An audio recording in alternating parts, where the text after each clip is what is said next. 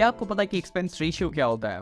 क्या आपको पता है कि एग्जिट लोड क्या होता है? क्या आपको पता है कि एएमसी क्या होती है? तो मेरे दोस्त, ये सारे म्यूचुअल फंड्स के ऐसे कुछ टर्मिनोलॉजीज है जो कि आपको जानना है बहुत ज़्यादा ज़रूरी है इससे पहले कि आप म्यूचुअल फंड में अपनी इन्वेस्टिंग जर्नी स्टार्ट करो। तो देखो, आपके पास ना दो ऑप्शंस है। आप इन सभी टर्म्स के बारे में ना इंडिविजुअली गूगल करके आप पढ़ सकते हो, जिसमें आपका बहुत सारा टाइम जाने वाला है। और आपके पास दूसरा ऑप्शन है, ये आपका बहुत टाइम सेविंग ऑप्शन होने वाला है आपके लिए, जो कि है कि आप इस 5-6 मिनट की वीडियो में बने रहो और आपको 10 से ज़्यादा मैं जार्गन से टर्मिनोलॉजीज बताने वाला हूँ जो कि म्यूचुअल फंड में इन्वेस्टमेंट करने के लिए बहुत ज़्यादा इंपॉर्टेंट है। तो welcome to the first video of mutual fund cash flow series दोस्तों, जहाँ पे मैं आपको बताने वाला हूँ कि कुछ ऐसे इंपॉर्टेंट जार्गन से टर्मिनोलॉजीज जो कि म्यूचुअल फंड में इन्वेस्ट करने से पहले हमारे लिए जानना बहुत ज़्यादा ज़रूरी है। और हाँ, इस वीडियो को स्टार्ट करने से पहले मैं आपको डिस्क्लेमर ज़रूर देना चाहता हूँ कि इस वीडियो से पहले मैंने 4 वीडियोस ऑलरेडी अपलोड कर चुके हैं इस सीरीज़ के। तो अगर आपने उन्हें चेकआउट नहीं किया तो डिस्क्रिप्शन बॉक्स में उसका लिंक मैंने दिया है, वहाँ से आप उन्हें जरूर चेकआउट करें। एक और इंपॉर्टेंट बात, अगर आप इन्वेस्टिंग वर्ल्ड में एंटर करना चाहते हो, अगर अपने आप पैसों को stocks, mutual fund, gold, crypto कहीं पे भी इन्वेस्ट करना चाहते हो ना, तो ये बहुत ही ज़्यादा ज़रूरी है कि आपके पास एक डीमैट अकाउंट हो। अगर आपके पास डीमैट अकाउंट है तो वेल एंड गुड। अगर आपके पास नहीं है तो मैंने 2 ब्रोकर्स, ग्रो एंड अपस्टॉक्स का लिंक डिस्क्रिप्शन बॉक्स में दे दिया है, वहाँ जाके आप फ्री ऑफ कॉस्ट अपना डीमैट अकाउंट खुलवा सकते हो एंड आप अपनी इन्वेस्टिंग जर्नी स्टार्ट कर सकते हो। तो बिना टाइम को वेस्ट के स्टार्ट करते हैं इस वीडियो को। Term number 1, AUM, asset under management. काफी सारे लोग इसे फंड साइज के भी नाम से जानते हैं। ये बेसिकली ये इंडिकेट करता है कि कोई भी पर्टिकुलर म्यूचुअल फंड कंपनी कितने फंड्स को मैनेज कर रही है। सपोज एक म्यूचुअल फंड कंपनी है SBI मिड कैप फंड्स और इसका AUM आपके सामने दिया हुआ है 2000 CR। तो ये बेसिकली ये इंडिकेट कर रहा है कि ये पर्टिकुलर जो म्यूचुअल फंड कंपनी है ये 2000 CR के फंड को मैनेज कर रही है। एक प्रो टिप, अगर आप किसी भी म्यूचुअल फंड में इन्वेस्ट करते हो तो ये इंश्योर जरूर कर लेना कि उसका minimum fund management size 1000 CR तो होना ही चाहिए। Term number 2, AMC, asset management company. अगर आपने इस सीरीज के पिछले वीडियोस को देखा होगा तो पहले भी मैंने इस वर्ड का जिक्र किया है। AMC बेसिकली कोई भी एक पर्टिकुलर म्यूचुअल फंड कंपनी होती है जिन्हें हम अपने पैसों को देते हैं और बदले में वो हमारे पैसों को इन्वेस्ट कर देते हैं। तो फिर आपको ये टर्म भी समझ में आ गया होगा। Term number 3, expense ratio. Let's take an example to understand this term. देखो, सपोज आपने किसी भी म्यूचुअल फंड में ना 100 रुपीज इन्वेस्ट किए हैं, तो ऐसा कभी नहीं होता है कि वो म्यूचुअल फंड कंपनी पूरे के पूरे 100 रुपीज आपके इन्वेस्ट कर दे। वो इससे बहुत ही छोटा परसेंटेज ऑफ मनी काटती है अपने फंड मैनेजर्स के सैलरी के लिए, अपने ऑफिस के मैनेजमेंट के लिए, एटसेट्रा और भी बहुत सारे खर्चे होते हैं उनके लिए। तो ये एक्सपेंस रेशियो 0.45% से स्टार्ट होकर 5 to 6% तक जा सकता है। तो अगर आप कभी भी अपने पैसों को म्यूचुअल फंड में इन्वेस्ट करो तो ये जरूर इंश्योर कर लेना कि एक्सपेंस रेशियो जितना कम हो सके उतना ज्यादा अच्छा होता है। Term number 4, exit load. देखो, कभी भी जब हम लोग म्यूचुअल फंड में अपनी इन्वेस्टिंग जर्नी स्टार्ट करते हैं तो कभी ना कभी हम लोग उस फंड को तोड़ते भी है, लाइक हम अपने पैसों को विड्रॉ भी करते हैं। तो जब भी हम लोग पैसों को अपने विड्रॉ करते हैं ना, तो हर एक म्यूचुअल फंड कंपनी कुछ चार्जेस काटती है एज एन एग्जिट लोड।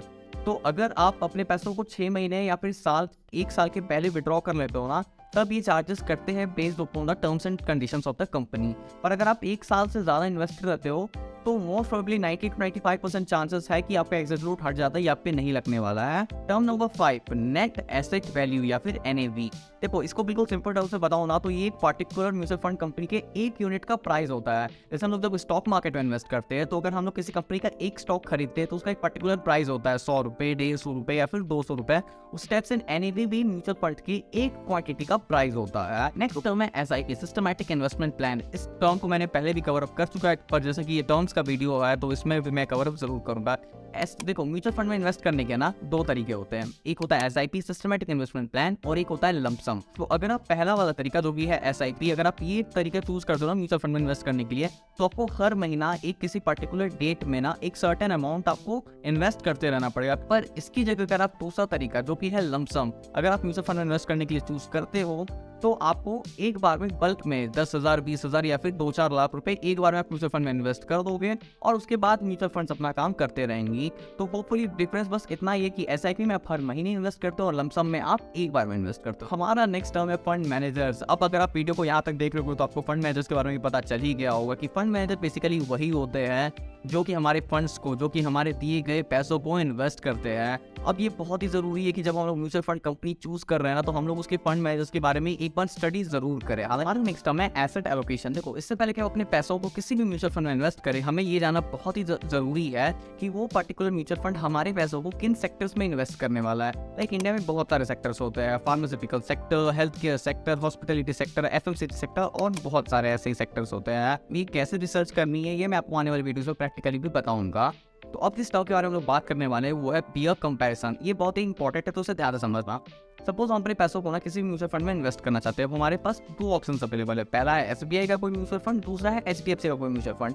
तो हम लोग ना थोड़ी बहुत रिसर्च करते हैं, उस रिसर्च से हमें पता चलता है कि अगर हम लोग अपने पैसों को SBI की जगह HDFC की म्यूचुअल फंड में इन्वेस्ट करेंगे तो हम लोग कुछ फ्यू परसेंट कुछ ज़्यादा रिटर्न एक्सपेक्ट कर सकते हैं। एज एन इन्वेस्टर मैं तो फाइनली अब रिटर्न्स को ही देखूंगा कि किस म्यूचुअल फंड में हमें ज़्यादा रिटर्न मिलने वाला है। तो पीयर कंपैरिजन के थ्रू हमें यही पता चलता है कि कौन से म्यूचुअल फंड में हमें ज़्यादा रिटर्न मिलने वाला है। हमारा लास्ट टर्म्स के बारे में लोग डिस्कस करने वाले हैं वो है active and passive mutual funds. देखो, अगर हम लोग अपने पैसों को एक्टिव म्यूचुअल फंड्स में इन्वेस्ट करते हैं ना, तो फंड मैनेजर्स डायरेक्टली हमारे पैसों को इन्वेस्ट एंड री इन्वेस्ट करते हैं। लाइक सपोज अगर फंड मैनेजर ने किसी पर्टिकुलर कंपनी में हमारे पैसों को इन्वेस्ट कर रखा है, तो जैसे ही अगर उन्हें ये पता चलेगा ना कि इस कंपनी से ज़्यादा वो वाली कंपनी हमें ज़्यादा रिटर्न प्रोवाइड कर सकती है, वो तुरंत ही उस पैसों को वहाँ से निकाल के वहाँ पे इन्वेस्ट कर देंगे, जिससे हम ये इंश्योर कर सकते हैं कि हम लोग मैक्सिमम रिटर्न्स एक्सपेक्ट करेंगे। और ऐसा ऑप्शन है पैसिव म्यूचुअल फंड। तो अगर हम लोग अपने पैसों को पैसिव म्यूचुअल फंड में इन्वेस्ट करते हैं तो डायरेक्टली हम लोग भारत के टॉप 50 या फिर टॉप 30 कंपनीज में इन्वेस्ट करने वाले। तो जैसे जैसे वो कंपनीज ग्रो करेगी उसके साथ हमें भी प्रॉफिट मिलेगा। तो फिर आपको ये सारे टर्म समझ में आ गए होंगे। अगर मुझसे कोई भी टर्म छूट गया तो आप काइंडली कमेंट बॉक्स में मेंशन कर देना, मैं उसे भी एक्सप्लेन करने की पूरी कोशिश करूंगा। और एक बात और, अगर इस सीरीज के आपने हमारे प्रीवियस वीडियोस को चेकआउट नहीं किया तो काइंडली आप उन्हें भी चेकआउट बिल्कुल करिए। हर एक वीडियो बहुत ही ज़्यादा वैल्यू एडिंग है। होपफुली आपको आज के सारे पॉइंट समझ में आ गए होंगे। Thanks for watching.